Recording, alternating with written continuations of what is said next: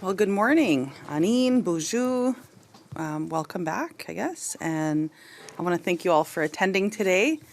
And I'd hope each of you had a good summer with your families and had a rest. And I know that we just came out of ceremony season, powwow season. We were busy all summer, but it's so nice to see that with First Nations from coast to coast to coast. We love summer. So I'd also like to acknowledge that we are gathered here on the unceded traditional territory of the Algonquin Nation. I want to thank them for allowing us to be here today. I'd also like to thank my colleagues, Regional Chief Bernard, Regional Chief Willie Moore, and Regional Chief Mackenzie, and others who are joining on Zoom. With the new session of Parliament, we are releasing an open letter today to all parliamentarians this week to provide an overview of the legislative priorities of the Assembly of First Nations that we've been discussing with chiefs since the end of June.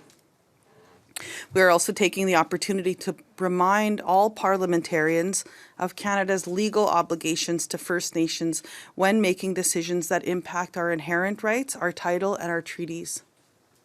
Our pre-existing rights as First Peoples and nations have been affirmed by Section 35 of the Constitution Act of 1982. Our human rights, including the collective right to self-determination, have been affirmed by the United Nations Declaration on the Rights of Indigenous Peoples.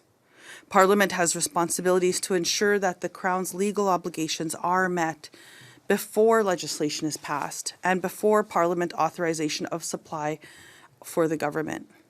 Issues of substantive equality, such as gaps between First Nations and Canadians on key socioeconomic indicators, fall within the mandate of several United Nations treaty and human rights bodies. These include the basics: clean water, housing, child welfare, policing, and infrastructure. To be successful, reconciliation in our country must create a more equitable and inclusive society by closing these social, health, and economic gaps.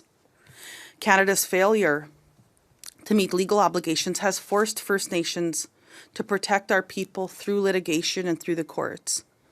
As the Parliamentary Budget Officer consistently reports, tens of billions of dollars in liabilities are owed to First Nations. Escalating liabilities happen when Canada's obligation to First Nations are treated as discretionary. The problem compounds each year. So in August, the Assembly of First Nations presented our pre-budget submission to Canada as a blueprint for prosperity. We updated it to reflect urgent priorities identified at our National Assembly. With our open letter, parliamentarians will receive a summary of our pre-budget submission with an invitation to proactively engage First Nations rights holders in their constituencies. The Assembly of First Nations budget report reflects resolutions from chiefs and supports the government's strategic focus on capital investments, essential services, and building capacity for growth. Examples of investments to benefit all Canadians include strategic capital investments over 10 years to close Canada's $360 billion First Nations infrastructure gap.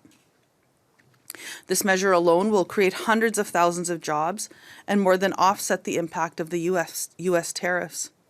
Another budget priority is focused on essential community health services and infrastructure. This includes an urgent $700 million investment to address the state of the emergency facing First Nations communities in relation to the fentanyl opioid drug crisis that is devastating our families and our communities everywhere across this country. Our budget submission also seeks a once-in-a-generation investment in First Nations education, training, and languages to mark the 10th anniversary of the Truth and Reconciliation Commission's historic final report this December.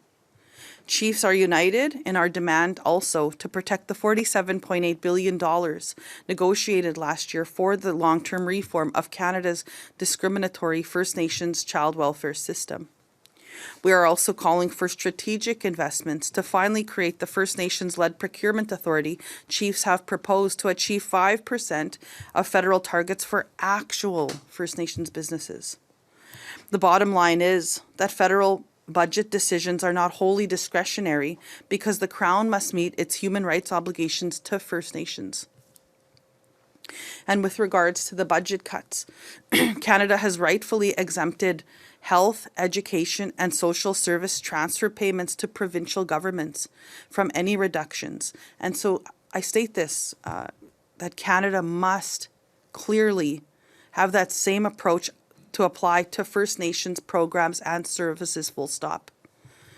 During his summit in July, the Prime Minister reassured chiefs that he understood more investment was needed, not less, in social services, in policing, in health, in education, and closing the infrastructure gap. This was absolutely clear to the Prime Minister, so we hope that all parliamentarians will agree with the Prime Minister on that statement. The persistent gap in socioeconomic outcomes between First Nations and the rest of the country coincided with the 2% budget cap that Canada imposed for decades on our people. New investments by the previous government started to make a difference, and now is not the time to go backwards and undo that progress. So we say that to all of Parliament. This month, the Assembly of First Nations Assembly, our Chiefs Assembly, was the first chance for chiefs to gather and to discuss the Building Canada Act, since it was rushed through Parliament for over 20 days in June of this past year. Now that Cabinet has secured unprecedented powers to pre-approve national projects without meeting the Crown's consultation and consent obligations, Parliament's oversight responsibilities are even more important. When Bill C-5 was introduced, we warned parliamentarians about the limited time that First Nation holders were provided to review and respond to the bill. Sadly, Parliament did not listen. Instead, the federal government asked First Nations and all Canadians to just trust them on C-5. At the AFN Assembly, September Assembly, Chief said not again. Rights holders have no confidence in the government to honour promises. Canada can create all of the project offices and advisory groups that they want, but chiefs are united. When it comes to the approval of large national infrastructure projects on First Nations lands, there is no getting around First Nations rights holders. Until an appropriate process is established and founded in free, prior, and informed consent from First Nations, the Crown's legal obligations will not be met. Hundreds of billions of dollars worth of projects are forecasted to be launched on First Nations lands over the next decade. They represent a cornerstone of Canada's future economic growth, but we have to be very clear that they will not advance without the support of First Nations. And this is why First Nations voices must be heard on these important pieces of legislation that affect our rights and our future prosperity. Never again should rights holders be shut out of Parliament like what happened for Bill C-5. First Nations have learned through hard experiences that if we don't mobilize to protect our rights, no one else will. From the budget, justice reform and border mobility to First Nations languages, the infrastructure gap, and the citizenship of First Nations status, Parliament must create space for rights holders to be heard. Moving on to clean water, Parliament must stand up to the provinces by honouring the government's commitment to introduce and pass the First Nations clean water legislation as soon as possible. So we call on Parliament to prioritise that. Because a low point this year was watching parliamentarians play politics with the health of our First Nations children and our First Nations families by letting the Clean Water Act die last fall. And all of them, parliamentarians, playing pinball with this, like as if our lives don't matter. So we can't let that happen again. On policing, First Nations have also waited too long for action on policing and community safety in their communities. Speaking to chiefs during the previous election that we just had, the Prime Minister recognized that First Nations policing as an essential service, just like any other Canadian community enjoys. So we must work towards First Nations policing with First Nations and policing legislation with First Nations. So we call on Parliament to work with us on that. Just to close off, we also expect all parliamentarians, members of Parliament, will take First Nations rights and priorities very seriously. We're here to work with you.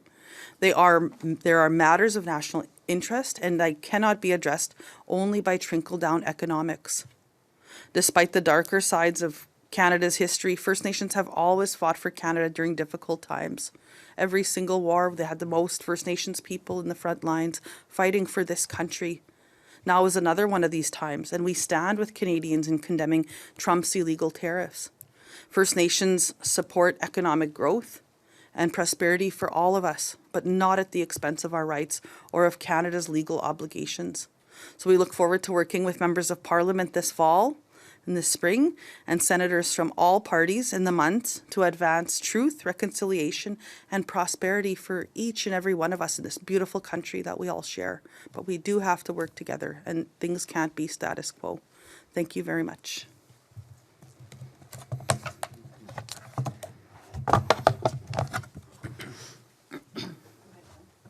Who's on? Yeah, go. Yeah.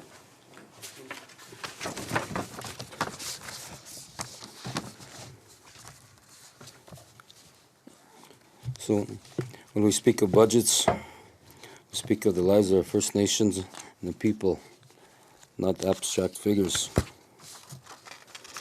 Major Projects Office and Bill C-5. Canada calls Bill C-5 the Major Projects Office its new nation-building tools. But we need to be clear. These major projects need First Nation consent.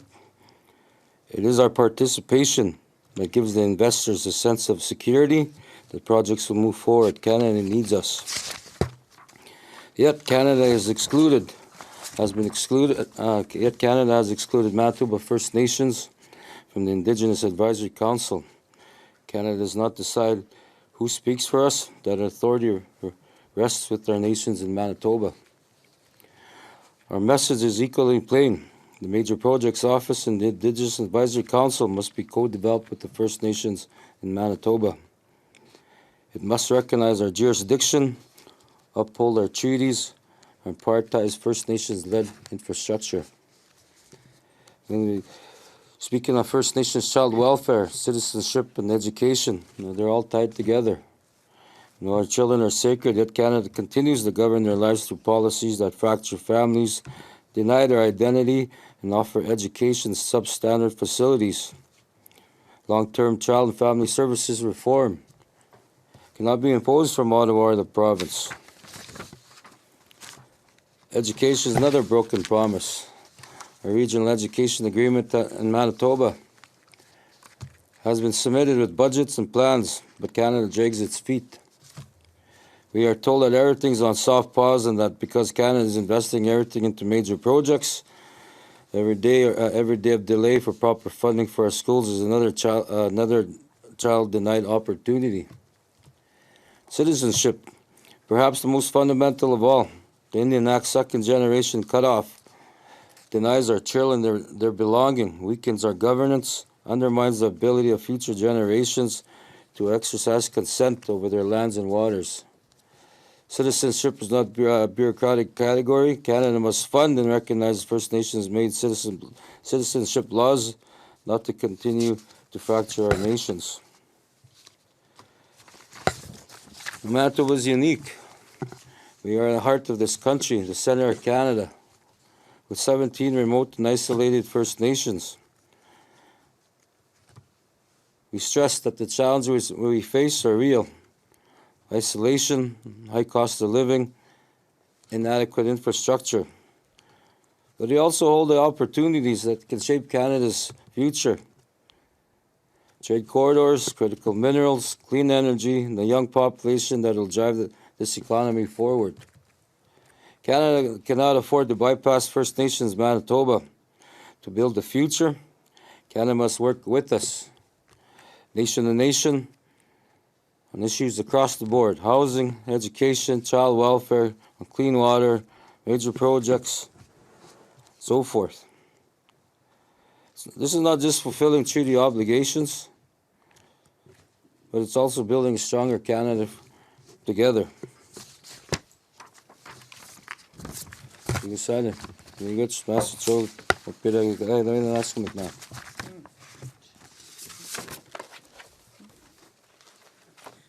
All right. National Chief, on child welfare reform, I'm just wondering if you can give us a sense of how negotiations, if there's any, how they're going with the current government, and whether you're working towards a national deal, or is that pretty much dead at this point? Are we just looking at regional deals? And if so, what's the state of negotiations? Look, I think, well, first of all, we have a very capable, portfolio holder that's been leading this, and I want to thank Joanna, Regional Chief Joanna Bernard, who's with us here today. She's done very well at bringing people together. As you know, that can be a very, a divisive issue on which way to go.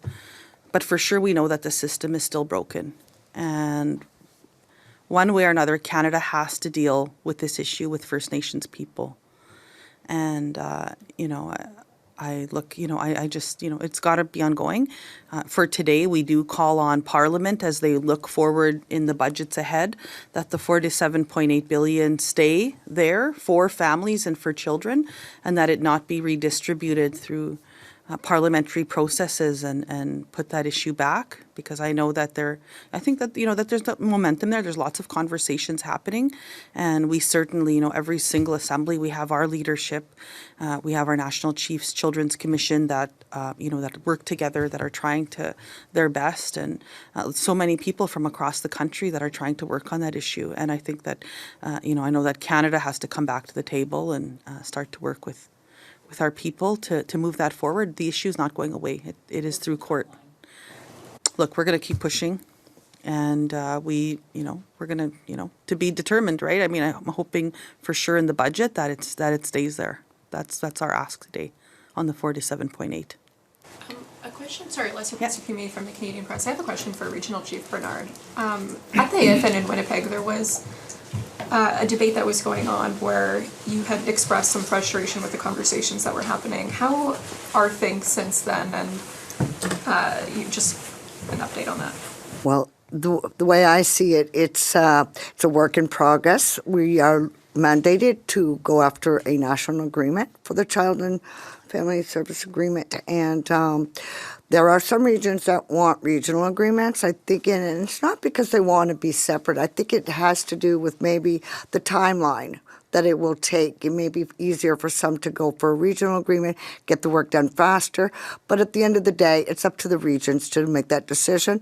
The Chiefs in Assembly, I think Resolution 88 last year, mandated the National Child's Chief Commission to move forward and come up with a national agreement and to work on, with the AFN and the Caring Society. So that's what we're trying to do now. I think it's going to be fine.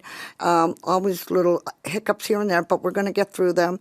And if there are regions like Ontario that choose to do their own regional agreements, I think that's fine too. My region, as we all know, is really pushing for a national agreement.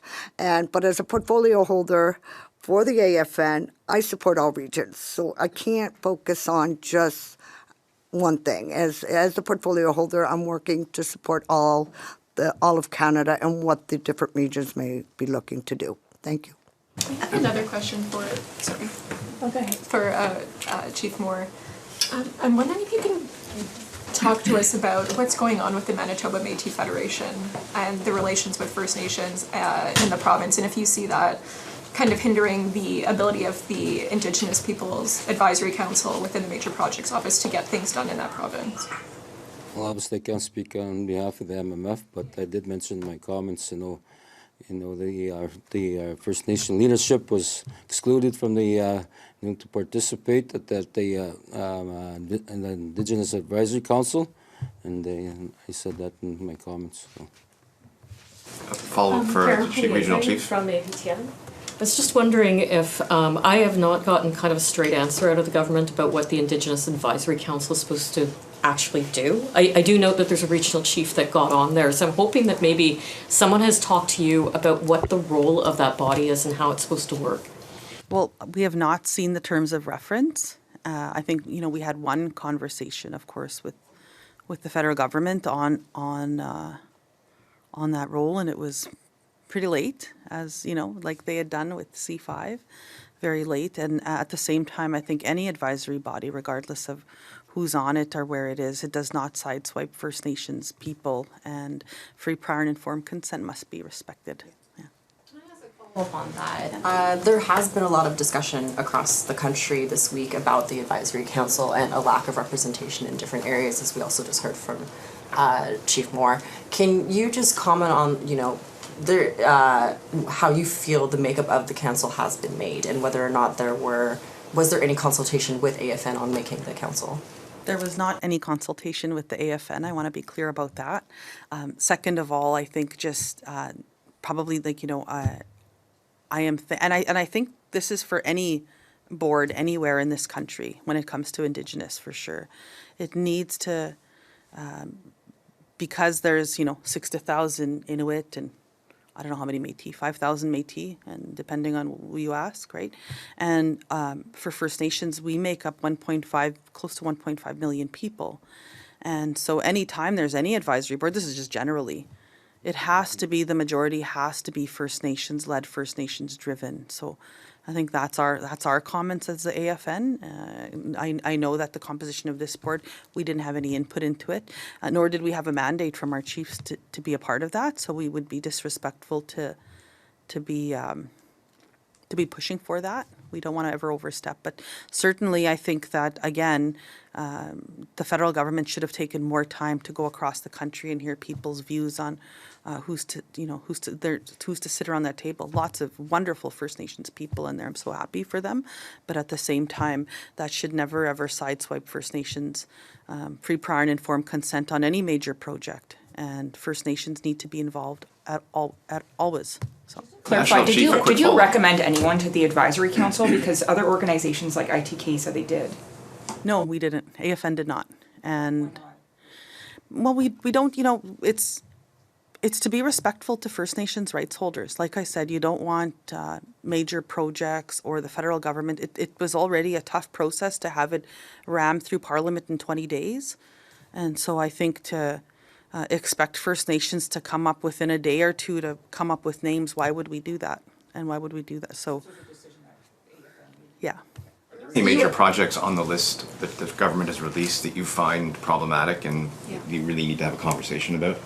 Look, I think that there's a lot of First Nations right across the country, and wherever those major projects are, and that they are talking to First Nations rights holders, and I hope that those conversations are happening. I haven't, we're hearing bits and pieces, and of course we have some First Nations that support, some that don't, and if I can have one of our. Churchill's been you pointed to problems with Manitoba. Could you elaborate on that briefly? Okay, I wanted to come. Yeah, you will. Like I've heard the national chiefs, their comments, right? You look at the population in Manitoba and Canada. We have the largest in urban First Nation population in the country. And you talk about access. The world needs the national interest. Talk about tidewater. And it's in our territory.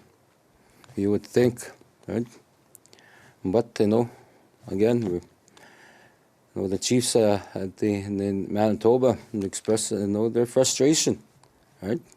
And it's mentioned here, like, was there any initial discussion? No, there wasn't, right? But again, as mentioned, the rights holders, their interest has to be respected as well, because there is some that support, some or don't, some are unsure. So, but if the province had hosted the European Union delegation a few months back in Winnipeg, you think any of our officers got noticed? No, we didn't. But they were there to tell them the world was there. Manitoba has what we need. We'll buy it. But again, exclusion. And is that reconciliation? Is that good business? Is right? That isn't. So, is that good governance? No, it isn't. So that's why we're here to relay that message from from communities or nations. Can I just ask to the National Chief now, what are the next steps that you're looking at on this front, on the major projects front? Are you going to be holding discussions with the Indigenous Advisory Council, I expect, or the ministers, and what should we expect in the coming weeks or months? Well, I'm sure all of them will want to come and speak to our chiefs December 2, 3, and 4 here in Ottawa at the Westin. We're having our next Chiefs Assembly then, and I'm sure many of them will be reaching out wanting to speak to our leadership, as they should. And, we'll leave it there. I did have a I have a follow-up. quick question for you. The government has sort of suggested that all projects that end up before the Major Projects Office or the Indigenous Advisory Council, it's a question of how the projects will be approved, not whether they'll be approved.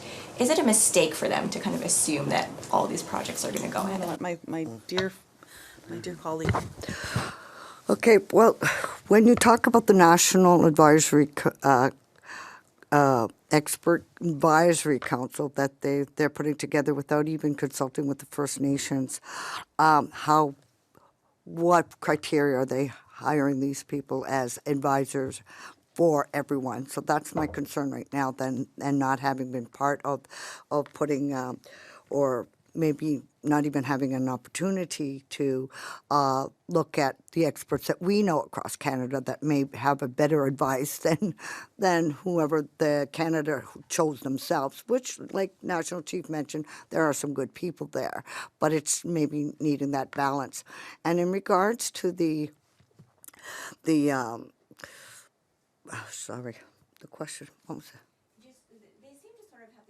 And that these projects will go ahead in some way instead of assuming that maybe they won't at all. So is that a mistake? Well, if you look at history, in Atlantic Canada, there were some projects, energy projects, that did not go through because they did not consult and our people took over the land and the work did not get done.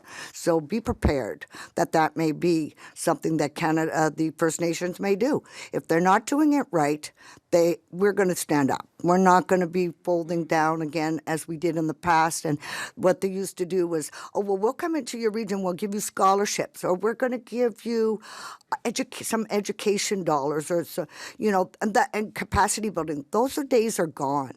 It's going to be ownership and shareholders of these industry, or else it's not going to pass. And then you can't ask the First Nations to come to the table to discuss this when you're cutting the budget and taking the food out of the children's mouths and the schools and the system that we're already under budget, and now they're cutting our budget. How do you ask somebody to come to the table to negotiate this when you're cutting the food to feed our children? It just doesn't make sense. So I advised, as we all did at the Chiefs, all Chiefs and Canada meeting with the ministers, leave our budget alone. Don't touch it. It's already not sufficient, but to cut it more and then say, please, come help us build these infrastructures and allow us to come and invade your land and the environment without having consultation with us. So it's major. It could end up on the wrong side for Canada if they don't do it right, and it's been proven in the past. I have a follow-up question for the National Chief. You said earlier about the Indigenous Advisory Council that when it comes to First Nations participation, it should be, equal in terms of how First Nations are represented across the country, as well in relation to Métis and Inuit. Of the 11 members on the council, 8 are First Nations. So I'm not understanding from that perspective, what would you think is equal participation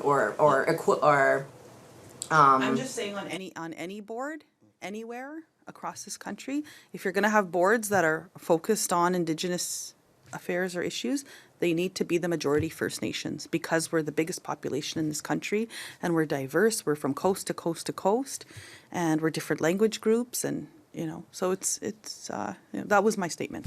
Just have a general question. Just on you mentioned trickle down economics in your speech, and are you not concerned maybe that's sort of the shift of this government that I was at the AFN assembly in Winnipeg as well, and the Crown Indigenous Relations Minister gave a very long speech about having to have a strong economy in order to fund programming, they didn't separate First Nations programming from general programming, and that without this they can't fund programs, and it seems almost like a trickle-down economics approach that the new government is taking of have a strong economy first and not much talk about responsibilities to First Nations. Are you concerned that that's going to play out in this upcoming budget? This is why we're here today, right? I mean, trickle-down economics is not going to work. We've seen it in the past, and at the same time, when you say, the disparities are already that far apart, and yet this country has been benefiting Canadians, and we're happy for them.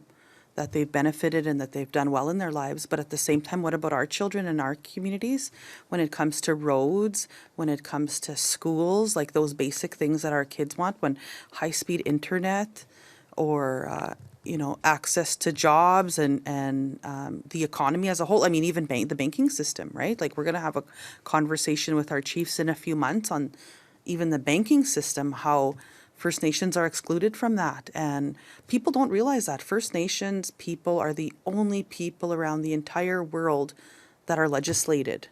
You don't see any other group of people around the entire world that are legislated, only First Nations people. And, that creates challenges in the banking system in other ways of prospering ourselves. And so we need to have a new conversation in this country.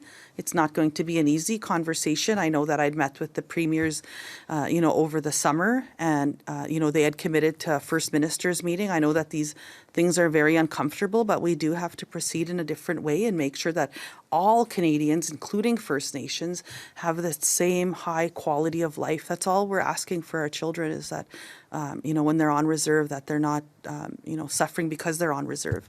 And, access to health, even basic things like hospitals. They have to drive hundreds of miles, and then, it's very tough for our communities. So lots to work on, lots to do, but by working together, we can get there. And that's why we're here today, to talk to parliamentarians and say, work with us, work with First Nations, and come and visit our communities. I'm going to be asking some of the ministers that this week, come and see our communities. I will go with them. And I would love to take the ministers, the cabinet, to different communities and just show them different, because it does affect, it's got to be a whole of government approach. Don't just put us into Indian affairs and put us over there. Although we love the minister there, we uphold her for being First Nations woman to be there. It's not just only her, it's got to be the whole of government. Who wasn't selected for the advisory council that you think would be a good fit? That question's for all of you. I don't know if you would be. I'll Didn't have time to think about it. Yeah, we haven't. You know what? As an executive, we'll have a debrief on that in our next executive. And at the Assembly of First Nations, I just want to get clear in my head. There were a couple of resolutions that came forwards, and Chief said, "Well, we can't both participate and also reject C5." So I'm just wondering, does the AFN have any mandate if the government comes to you to say anything about C5 at this point, or do you just have to reject it? Look, I think that we do have, different resolutions that kind of guide some of that. We always try and stick up in the best interest of First Nations people. The good thing is we do have another meeting in December. That was the first meeting that chiefs were even able to come to after that. And some chiefs were like, we've been dealing with bread and butter issues. I mean, we've seen some tragedies in communities in the past few weeks. How are they even have time to analyze what this means? What does Bill C5 mean for my First Nation community? I think there's those discussions that will happen. We are going to have a chiefs meeting on that the day before, to have a big discussion like that on the Monday before the assembly in December. And then there's some chiefs that are like, yeah, we're for it. We're moving ahead. And then there's others that are like, no, wait, what about the environmental aspects? And there's all these different, and then there's a few other communities that said, well, what if we have to go to litigation? So you heard all these different viewpoints. So it wasn't, I think First Nations are still, figuring it out. And where are the projects of national interest? And whose lands are they on? And I think First Nations don't want to step on each other either. I mean, we're pretty good at trying to respect each other sometimes, as everybody, but making sure that they don't overlap or don't push and pull at each other. So I know that we unite as an assembly sometimes, but sometimes when there's these big major projects, where are they? Who's involved? What do their community members maybe think on certain projects across this country? Those conversations need to happen. They're not happening yet. And I know that First Nations are, they're unsure and they don't trust. They've been, pushed back for many, many years. And I think now there's this opportunity and they're like, they need to be given that respect for free, prior, and informed consent from all these governments. So that's all the time we had. That's all the time we had for this press conference. Oh, all right. This concludes the press conference. I'm going to leave you with one quote. Thank you. Nothing about us without us, as we've said for the last 15, 20 years, and start with us and not at the end. I mean, that's our problem right now. yeah. We're Ooh. being looked at as an afterthought, and it's got to stop. Yep, okay, thank you. Yeah.